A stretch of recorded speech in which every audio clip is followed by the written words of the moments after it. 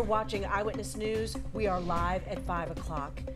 Tonight, we begin with a somber anniversary. It was 1 year ago today that these four men got ready to go to work like many of us do, only they never made it home. Thanks for joining us tonight. I'm Erica Bryant.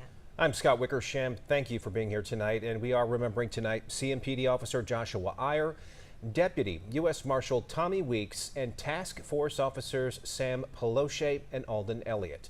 Today, the departments they served honored their legacies. And only Channel 9's Hannah Getz was there inside the federal courthouse for a private ceremony before the memorial was unveiled. She is joining us now live tonight. And Hannah, this is a lasting tribute to men who couldn't be more deserving. Yeah, Erica, you're absolutely right. But you mentioned this is a somber day, but there were so many smiles out here today when the memorial you see behind me was dedicated this afternoon. And that's because that's what Tommy Weeks' family wanted. They wanted everyone to smile. They wanted this to be a celebration because Tommy celebrated life every day. Now, before we came out here, there was a private ceremony inside of the courthouse this afternoon. Now, it is very rare that anyone is able to film inside the federal courthouse, but we were invited by Tommy's wife, Kelly Weeks, to be inside, and the chief judge allowed us to cover these special moments, a ceremony for family and law enforcement who are now Kelly's extended family. Kelly chose to have the ceremony at 2 p.m. today because that is when she got the call about Tommy 1 year ago today. She said there was no other place she'd rather be or people she'd rather be with than the ones in that room. And during the ceremony, Kelly was given what she said might be her most cherished gift. It was Tommy's badge that he had on him that day 1 year ago. One question that I had for many days was, where's Tommy's badge? And we had his badges, we all carry it in our credential case. We had this one, right? But the one that he would slam on my desk saying that he quit or he's gonna get fired. Here's Tommy's badge. So I'm gonna issue a challenge today.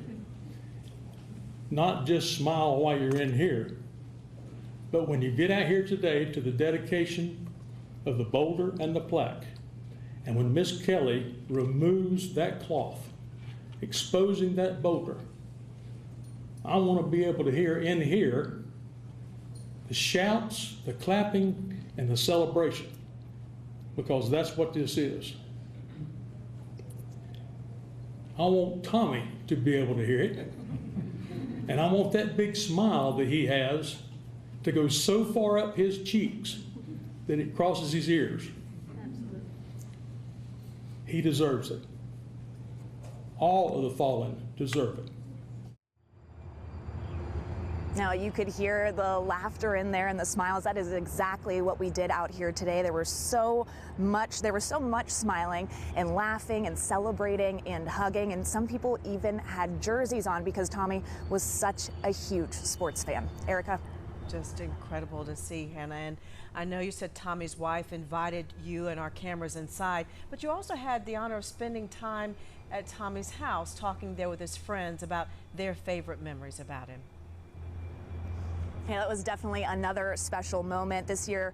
Just a few weeks ago, Weeks' friends and Deputy U.S. Marshals sat down with me around the fire next to the lake in Tommy's backyard. It was one of his favorite places, and they just talked about all of their great memories and how special Tommy was to them. We're still a family at the end of the day. I mean, we, on the weekends or whenever we get a chance and just sit down and just talk about life and talk about things and, make sure everybody's doing okay. Yeah. And how is everybody doing?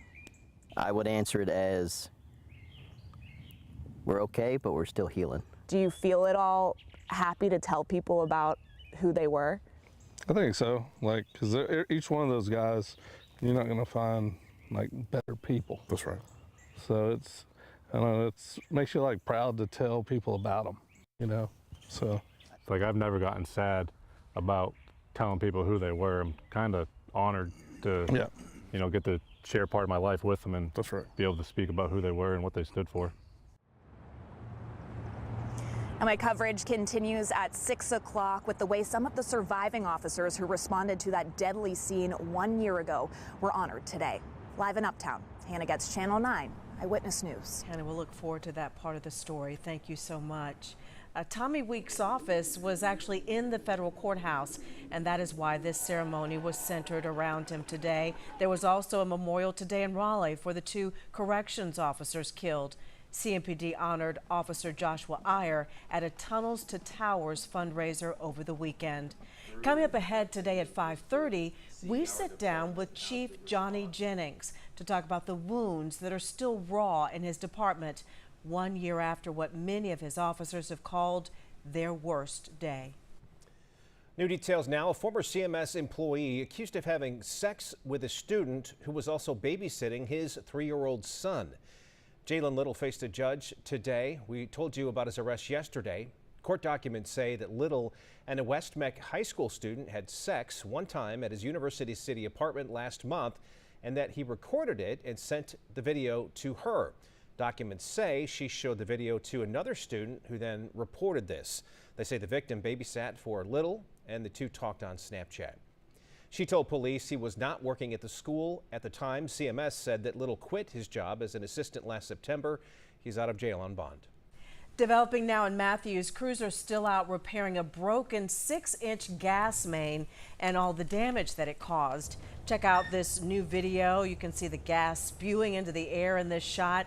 Well, since then, we've learned that a crew installing fiber optic cable overnight ruptured that line, forcing Highway Patrol to close down part of 485. Now, the interstate is back open at this hour, but outbound lanes of East John Street are still closed during these repairs. Only on 9, a home riddled with bullet holes. The family who lives here says somebody fired more than a dozen bullets into it, breaking their water pipes and flooding their home while their baby was inside. This is along Allen Street in the Belmont neighborhood in Charlotte. Channel 9's Evan Donovan spoke to the family, now looking for somewhere else to stay. Evan? Yeah, Allen Street is just here right in front of me. I want to show you the bullet hole that you could probably see in the den window right there. That one obviously at the ground level where cars drive by, and that's where they think these bullets came from. But I want to draw your attention to this window right up here. That is the bedroom where they were sleeping, and there was a baby on the other side of that window. I mean, they were just flying everywhere. 23-year-old Cameron Massey says early Monday morning around 2 o'clock, someone fired at least 17 shots into his home. So much flooding in the house to where, you know, now it's vacant. We can't even, it's inhabitable at this point. This is where we were staying. Many of the bullet holes went through the windows and walls in the bedroom. Yeah, this is in a rapid succession. So like all of it. It was over in like 2 minutes? Not even 2 minutes, probably like a couple seconds. Wow. Yeah, that's how like quick they came in and went out. So did water start gushing out somewhere? Oh yeah, there was water everywhere. That hole that I showed you downstairs, that was just leaking full of water. This whole wall was leaking full of water. Everything, my whole floor was covered in water. Whatever motive they had, they were most definitely aiming to kill who was ever inside of this house. Amazingly, the bullets came just feet from where their bed used to be. And that was only the grace of God, only because I said our bed was on the floor, so we had it pushed up against the window a couple of weeks ago.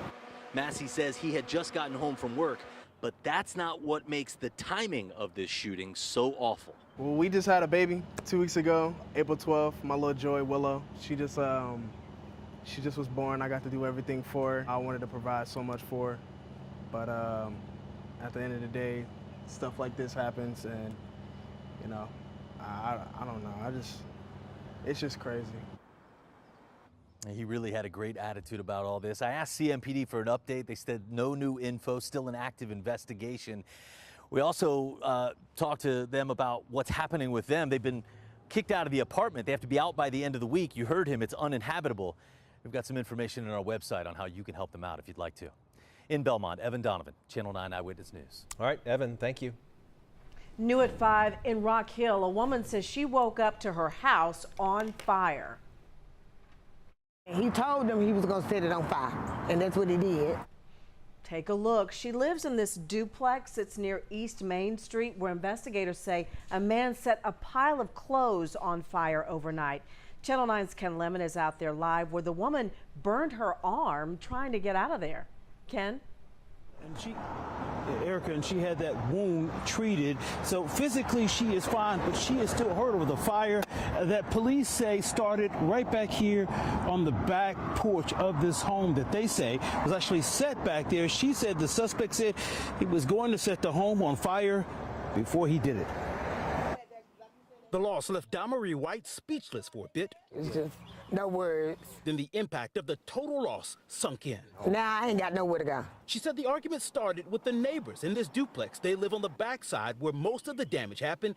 She told me John Tavis Miller visits the tenants in the back and got upset with them last night. He told them he was gonna set it on fire, and that's what he did.